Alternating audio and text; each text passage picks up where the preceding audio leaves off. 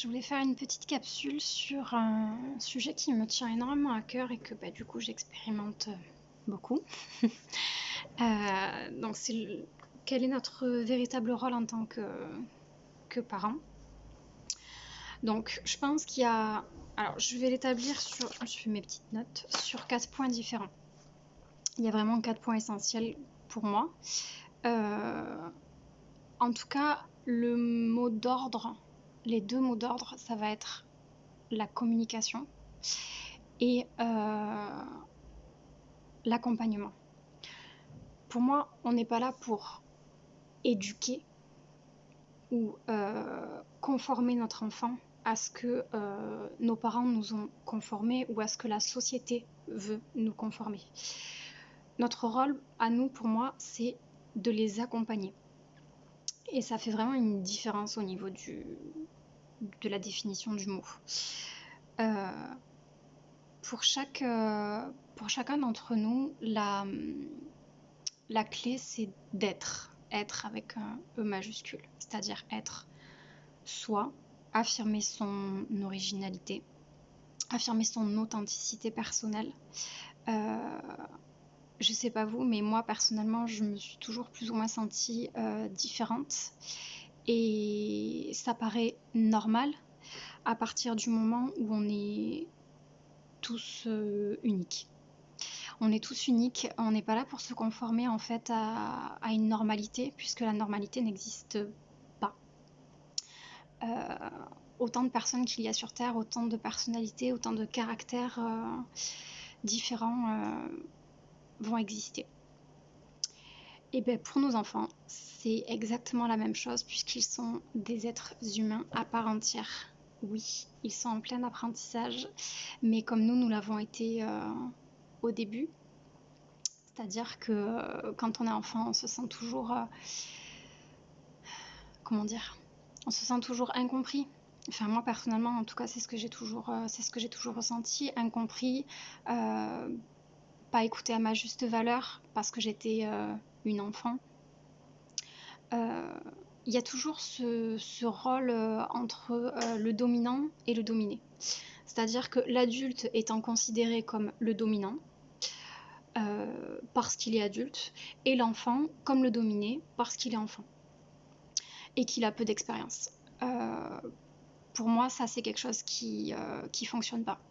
On est tous reliés et on doit tous être à l'écoute entre nous, autant enfant que adulte. La seule différence pour moi là, c'est donc le mot de l'accompagnement. Voilà. Un enfant est en complet apprentissage, donc il n'a encore aucune expérience de vie, si on peut dire. D'où l'intérêt de l'accompagnement et non pas de l'éducation, du coup. Pour moi, en tout cas.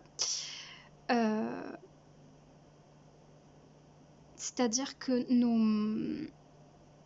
il faut qu'on comprenne que nos défauts sont aussi importants que nos qualités personnelles. C'est ce qui nous définit et ils doivent être acceptés pour qu'on puisse s'accepter déjà nous entièrement. Pas seulement juste les facettes qu'on va bien aimer. C'est-à-dire que ça serait quelque part, ça serait se mentir puisque on n'est pas parfait et personne ne l'est, et heureusement parce que sinon on s'ennuierait vraiment.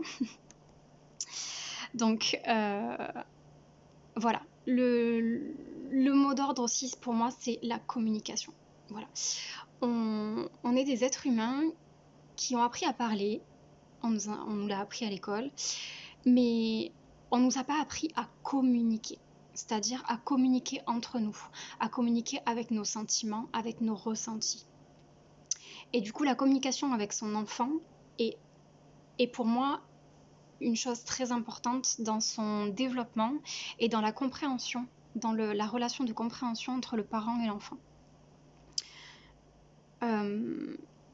Donc, le premier point, ça va être d'apprendre à se connaître soi et de s'aimer soi-même. Puisque toute relation, qu'elle soit amicale, amoureuse, relation parent-enfant, professionnelle, peu importe le domaine qui vous intéresse. Si on ne se connaît pas soi et qu'on ne s'aime pas soi-même, on ne peut pas avoir de relations harmonieuses. Elles seront systématiquement dans des conflits. Et pour apprendre à faire ça, il faut apprendre à passer du temps avec soi-même. C'est-à-dire si vous-même, vous n'avez pas envie de passer du temps seul à vous retrouver vous-même, comment on peut prétendre à ce que quelqu'un d'autre ait envie de passer du temps avec nous? Pour moi, ça, c'est quelque chose que j'ai compris et c'est quelque chose qui est essentiel. Alors, vous allez me dire forcément, ok, mais comment on fait pour passer du temps seul, avec des enfants, avec un boulot, avec un mari, avec une femme? Bon, je dis un mari parce que c'est plus facile pour moi, mais il n'y a pas de genre. Hein, pour moi, tout le monde est logé à la même enseigne. Alors, oui, c'est peut-être quelque chose qui est difficile au début parce que il faut sortir de sa zone de confort, il faut sortir de ses habitudes en fait et faire les choses différemment. Mais ça vaut vraiment la peine parce que il faut faire des choses qui nous plaisent et faire des choses qui sont propres à nous permettent réellement un développement personnel et une connaissance très importante. Alors, pour vous donner des exemples, moi, passer du temps seul, ça va déjà être passer du temps à rien faire, en fait. Rien faire, pas culpabiliser de n'avoir envie de rien faire. Il faut aussi savoir s'écouter et pas se mettre de pression par rapport à ça, c'est important. Donc moi je sais que personnellement la méditation, alors je mets méditation entre parenthèses parce que c'est vrai que c'est assez connoté, mais pour moi la méditation, c'est-à-dire me retrouver seule, donc soit avec une musique qui va être dans un thème comme ça, une méditation guidée pour ceux qui préfèrent aussi, ou tout simplement juste dans le silence, arriver à se concentrer uniquement sur sa respiration, sur ici et maintenant. Voilà, pour moi c'est ça la méditation. Et ça pour moi c'est une réelle connexion avec soi. Ensuite, faire des choses qu'on aime. Donc pour moi ça va être par exemple lire des thèmes qui m'intéressent, regarder des vidéos, suivre des personnes qui vont être inspirantes par rapport à nos centres d'intérêt, se promener en nature, au bord de l'eau, à la mer, en forêt, peu importe en fonction de ce que vous avez autour de vous et de votre environnement. Enfin voilà, en fait c'est revenir à des choses qui sont essentielles. Se déconnecter un petit peu de la vie hyper active qu'on a et de l'enchevêtrement dans lequel on se met. Voilà, donc pour moi, ça vraiment, c'est le premier point. Je l'ai mis en premier parce que pour moi, c'est quelque chose d'essentiel. Parce qu'à partir du moment où on a une connexion avec nous-mêmes, on peut avoir une connexion avec les autres qui va être naturelle, qui va être authentique et qui va être fluide. Le deuxième point, ça va être de laisser son enfant exister. C'est-à-dire ce que vous allez vous permettre en apprenant à vous connaître et en apprenant à passer du temps avec vous, c'est ce qu'il va falloir du coup aussi faire pour l'enfant. Donc le laisser être et le laisser exister pour ce qu'il est. Ne pas essayer de le changer du coup, donc de le conformer. Dès leur naissance, ou dès notre naissance d'ailleurs, les nourrissons ont des besoins et notre rôle c'est de les combler puisqu'ils sont complètement dépendants de nous. Donc ça va être des besoins de survie en fait. C'est ce qu'on appelle les besoins primaires. Donc ça va être le besoin d'alimentation, le besoin de sommeil, le besoin de sécurité et de contact physique, qui est très important pour le développement et pour la sécurité de l'enfant.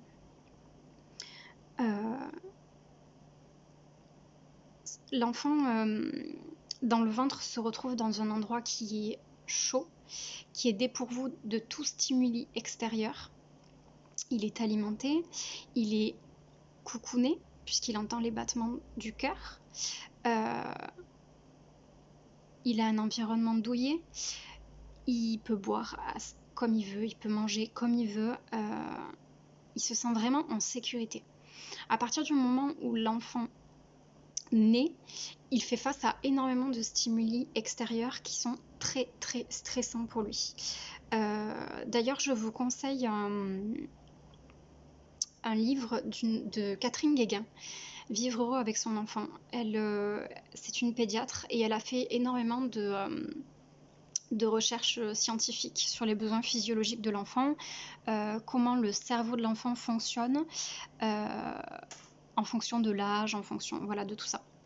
Et c'est vrai que c'est très intéressant parce que comprendre aussi le fonctionnement de l'enfant et son développement en fonction de son âge nous aide, nous, en tant que parents, à mieux les accompagner puisqu'on les comprend mieux, forcément.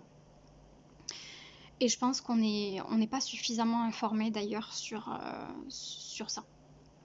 Ce qui nous crée une lacune, donc, et ce qui crée un manque de compréhension.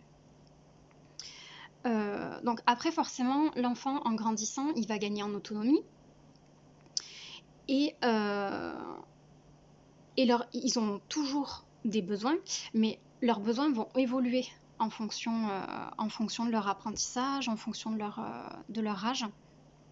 Comme nous d'ailleurs, hein, on a toujours des besoins, c'est juste qu'ils évoluent.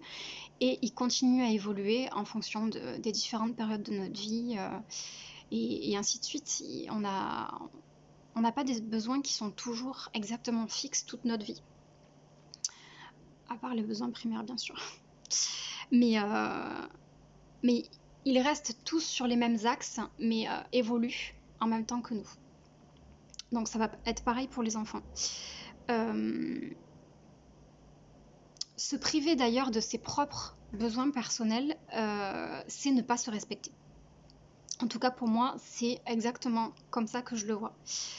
Par rapport à mon expérience personnelle, donc priver son enfant de ses besoins revient exactement à la même chose. C'est-à-dire que ça revient à ne pas respecter l'être humain qu'il est.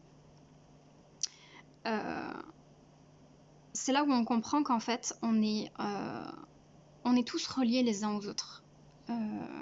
Il faut vraiment, je pense, arriver à avoir une bienveillance et une empathie vis-à-vis de tous les autres êtres humains, puisque on est tous reliés, on passe tous par les mêmes systèmes, c'est-à-dire qu'on est ici pour expérimenter, donc on fait des erreurs, on apprend, on essaye encore et encore. Un enfant, quand il apprend à marcher, ça c'est plus ou moins naturellement, mais il est obligé de passer par un processus.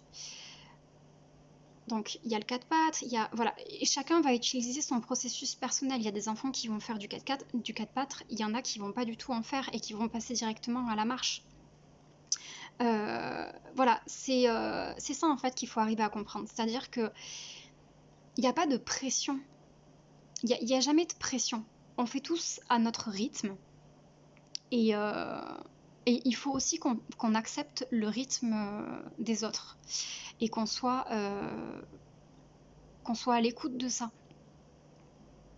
Il n'y a pas de jugement à porter envers les uns et les autres, ni envers soi-même d'ailleurs. Donc il n'y a pas de jugement à porter aussi envers nos enfants. D'où l'intérêt et l'importance pour moi de les laisser exister tels qu'ils sont. Donc le troisième point, ça va être pour moi de lui apprendre à exprimer ses propres besoins, ses propres sentiments et ses propres limites. Puisque c'est sur ça qu'une construction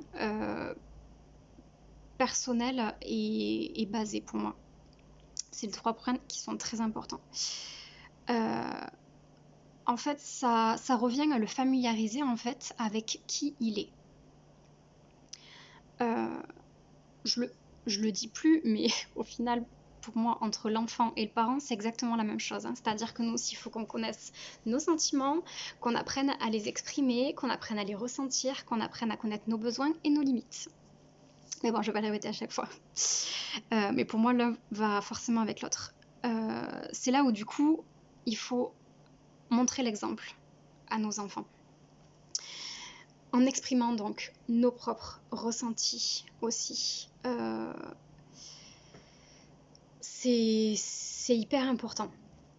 Il faut pas qu'on oublie qu'on est un modèle pour nos enfants. Donc, c'est-à-dire que si on veut lui transmettre des valeurs pour qu'il apprenne à se connaître, il faut aussi que nous, on soit dans cette démarche-là. Donc, il faut être indulgent envers soi-même et envers lui. Du coup, ça revient à... Enfin, ça, c'est la partie... je vais rentrer un petit peu plus dans le détail parce que du coup, ça reviendrait pour la mise en application. Ça revient à lui parler de vos victoires personnelles tous les jours, mais aussi de vos erreurs. C'est-à-dire que... Et ensuite qu'ils comprennent que qu'est-ce que vous avez appris aussi de vos erreurs, des petites choses dans la journée, des petits détails ou des victoires dans la vie de tous les jours ou des accomplissements. Peu importe, même si c'est minime, si c'est juste une petite chose dans la journée, communiquer avec lui ce genre de choses. Pour moi, c'est réellement important pour qu'il comprenne que vous n'êtes pas parfait en fait. C'est-à-dire que vous êtes comme lui, vous êtes en apprentissage. C'est juste que les niveaux d'apprentissage sont différents. Mais on apprend toute notre vie, adulte comme enfant. On n'a aucune... Pour moi, on n'est pas du tout légitime de dire qu'on sait tout. Dire à l'enfant qu'on sait tout et que c'est nous qui avons la vérité, pour moi, c'est vraiment une grosse erreur. Parce que personne n'a la vérité. On a nos façons de penser, qui sont dues à nos conditionnements, qui sont dues aussi à nos expériences personnelles. Et tout ça est en constante évolution. Et je pense que c'est important d'exprimer ça à l'enfant aussi, pour qu'il puisse aussi être indulgent envers lui-même. Puisque l'apprentissage, on le sait tous, c'est quelque chose qui est très très difficile et c'est un parcours qui est très long. Et il va le continuer encore tout au long de sa vie. Donc, dites-lui qu'il n'a pas besoin d'être parfait et que personne ne l'est, justement. Parce que sinon, il essayera toujours d'atteindre des objectifs qui sont trop élevés. Et essayer d'atteindre des objectifs trop élevés, donc du coup, revient à ne pas se connaître, ne pas connaître ses propres limites et ne pas avoir d'indulgence envers soi, ça fait perdre confiance en soi. Donc, c'est-à-dire, et la confiance en soi est hyper importante. Et je pense elle peut se développer justement en étant enfant. Et je trouve qu'elle n'est pas assez développée. La société d'aujourd'hui ne développe pas suffisamment en fait cette confiance.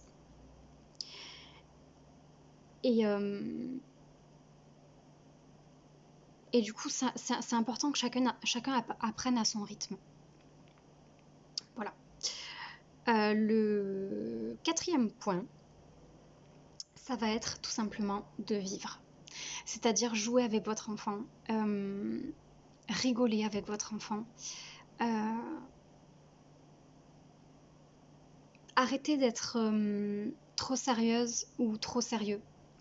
Moi, je sais que ça, c'est un point qui est encore difficile pour moi parce que je m'observe et j'ai tendance à me rendre compte que je suis encore des fois trop sérieuse.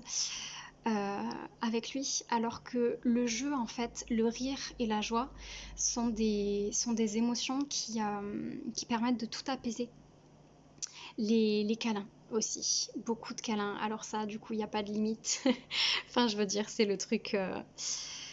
Donner de l'amour à un enfant ne va pas, pour moi, j'en suis convaincue, ne va pas le rendre enfant roi ou ne va pas faire de lui un enfant gâté. Ça, c'est ce que la société nous dit de nous conformer comme ça. Mais donner de l'amour à un enfant, le rendre heureux, lui faire des choses qui vont lui faire plaisir. Alors, je mets limite hein, à un moment donné aussi. Il faut que ça lui fasse plaisir, mais il faut aussi que ce soit en lien avec ses propres limites et en lien avec ses propres besoins. C'est là où aussi c'est à nous de jauger, et ce qui est difficile du coup, jauger la limite des choses pour pas qu'ils se mettent soit en danger ou pour pas que ça atteigne quelque chose de critique dans son développement personnel non plus. Voilà. D'où l'importance pour moi de se documenter en tant que parent. Voilà, donc je reprends par exemple le livre du docteur Catherine Guéguin, dans lequel je trouve il y a d'énormes explications qui sont très très intéressantes et qui pour la mise en application sont des clés superbes. Mais au contraire, lui donner de l'amour et le rendre heureux, c'est des choses qui vont être importantes pour que votre enfant grandisse et se développe dans la confiance en lui. Et surtout, en apprenant des valeurs humaines qui sont essentielles. Puisque pour moi, l'éducation, c'est ça en fait. C'est pas se conformer à une norme sociétale ou une norme d'éducation que nous, on nous a appris dans notre enfance. Non, c'est en fait sortir de ces zones de confort-là. Alors, ça fait peur, c'est difficile, je dis pas du tout le contraire, mais ça permet d'apprendre des valeurs humaines qui sont essentielles à la vie, donc du coup à nos enfants et à nous, parce que du coup c'est un apprentissage aussi pour nous tout ça. C'est quelque chose qui se pratique tous les jours et ça demande beaucoup d'efforts. Puisqu'on est conditionné, hein, il faut pas se mentir. Moi j'ai bien vu, je vois bien, et parce que j'en ai encore, je vois bien mes propres conditionnements. Mais le fait de se mettre en tant qu'observateur face à la situation aussi, face à plusieurs situations du quotidien, ça permet vraiment de s'en rendre compte. Je vais vous donner un exemple. Il faut vraiment sortir de sa zone de confort pour s'en rendre compte. C'est-à-dire que à un moment donné, vous allez dire à votre enfant de faire quelque chose parce que vous avez l'habitude de lui dire de faire ça. Et votre enfant va être en opposition. Non. Dès qu'il y a une opposition, il faut qu'il y ait une remise en question aussi pour moi systématique. C'est difficile, mais c'est très bénéfique. C'est-à-dire que demandez-vous vraiment, réellement, est-ce que ce que vous lui demandez, c'est juste ou est-ce que ça peut être fait différemment? Eh bien, c'est un exercice qui est super intéressant parce que vous vous rendez compte que ça peut être fait différemment. Il n'y a pas une seule vérité. Il y a la vérité de chacun. Et on est en lien, on est en connexion. Donc, c'est-à-dire que l'enfant exprime sa vérité. C'est là où c'est important de le laisser aussi s'exprimer. Puisque du coup, c'est là où il nous fait grandir nous-mêmes. Et ça, je trouve que c'est un superbe apprentissage en tant que parent. Parce que c'est là où on se rend compte que nos enfants peuvent nous apprendre énormément de choses. C'est un échange, en fait. Vous apprenez à votre enfant et vous l'accompagnez, mais lui aussi vous apprend des choses. Et lui aussi vous accompagne dans ce processus. Et c'est ça qui fait la beauté du lien parent-enfant pour moi. Donc, réellement, le conseil que je peux vous donner et que j'essaye de m'appliquer tous les jours, c'est libérez-vous de vos peurs, de vos préjugés, des préjugés de la société et des préjugés de votre entourage. Puisque votre entourage est exactement dans le même cas que vous. C'est-à-dire qu'on est tous dans le même cercle vicieux d'enfermement mental vis-à-vis de ça. Donc écoutez votre enfant et vraiment écoutez-le attentivement et observez-le attentivement. Et vous vous rendrez compte à quel point il remet en question vos modes de fonctionnement conditionnés. C'est super important, vraiment.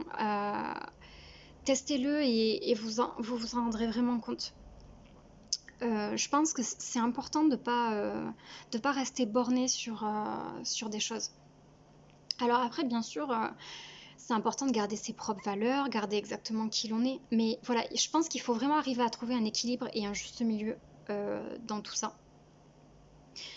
Mais voilà, rendez votre enfant heureux et rendez-vous heureux aussi. C'est la clé d'une relation épanouie au final. Respectez chacun, respectez chaque être.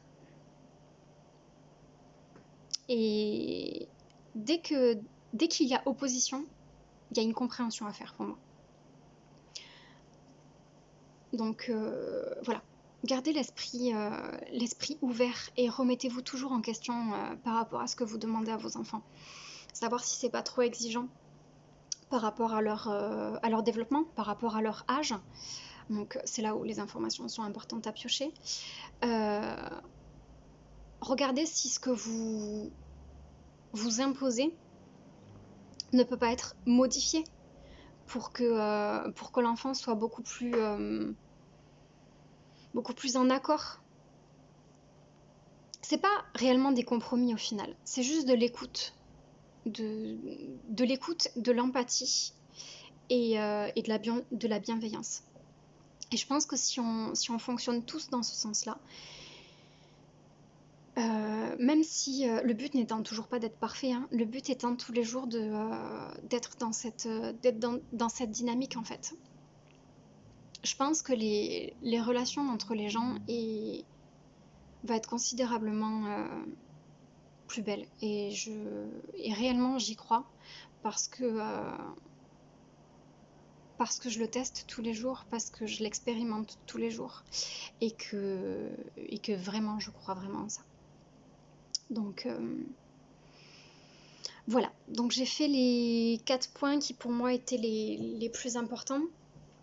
Après bien sûr, je voulais pas faire une vidéo trop longue, mais je pourrais parler de différents points qui vont découler en fait de tout ça, mais voilà, je pense que j'ai dit le plus important. Et voilà, soyez réellement dans l'amour de vous, parce que ça démarre de là, tout démarre de nous, et l'amour des autres, donc l'amour de vos enfants. Je voudrais donner un exemple au début, quand j'ai démarré les méditations et tout ça, c'était difficile parce que ça demande beaucoup de concentration et à sortir de sa zone de confort et de se perfectionner là-dessus. Donc on démarre tout en bas et puis petit à petit ça évolue. Donc au début c'était impossible pour moi de faire une méditation avec mon fils à côté. Enfin je veux dire, c'était pas possible. J'étais plus dans l'énervement au final qu'autre chose parce que moi déjà j'arrivais pas à ne penser à rien. Et en plus j'avais à côté ce petit être là qui bougeait dans tous les sens et donc du coup c'était vraiment difficile. Aujourd'hui, alors ça prend du temps hein, et ça prendra encore du temps avant que ça arrive à d'autres étapes. Mais aujourd'hui, quand j'aime bien faire une méditation quand mon fils est là parce que déjà ça met dans une certaine atmosphère. Et on a tous besoin d'une atmosphère qui va être paisible, qui va être calme. Donc quand je me mets en méditation, mon fils vient souvent avec son dodo et il vient se caler sur moi, alors il bouge dans tous les sens. Donc du coup ça m'aide énormément en fait à rester à me concentrer, de rester dans mon espace personnel, dans ma bulle personnelle. Et du coup j'arrive à être complètement détachée aujourd'hui de l'activité que lui va générer autour. Et ça, pour moi, c'est vraiment une petite victoire parce que ça a été extrêmement difficile. Et c'est super parce que